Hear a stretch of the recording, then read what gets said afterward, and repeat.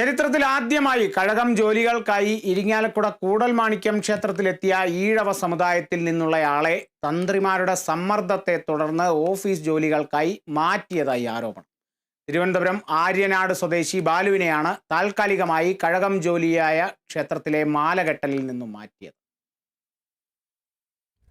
Kerala Devaswom recruitment board പരീക്ഷ വിജയിച്ചാണ് തിരുവനന്തപുരം സ്വദേശിയായ ബാലു കൂടൽമാണിക്യം ക്ഷേത്രത്തിൽ കഴകം ജോലിയിൽ പ്രവേശിച്ചത്. ചരിത്രത്തിൽ ആദ്യമായിട്ടായിരുന്നു ഈഴവ സമുദായത്തിൽ നിന്നൊരാൾക്ക് ക്ഷേത്രത്തിൽ കഴകം ജോലിയുടെ ഭാഗമായ മാലകെട്ടലിന് നിയമനം ലഭിച്ചത്. എന്നാൽ ബാലു ജോലിയിൽ പ്രവേശിച്ച നാളു മുതൽ തന്ത്രിമാർ ക്ഷേത്രത്തിലെ ചടങ്ങുകൾക്ക് എത്താതെ പ്രതിഷേധ സ്വരത്തിലായിരുന്നു. വാര്യർ സമാജം ഉൾപ്പെടെയുള്ളവർ വിഷയത്തിൽ കോടതിയെ സമീപിച്ചിട്ടുണ്ട്.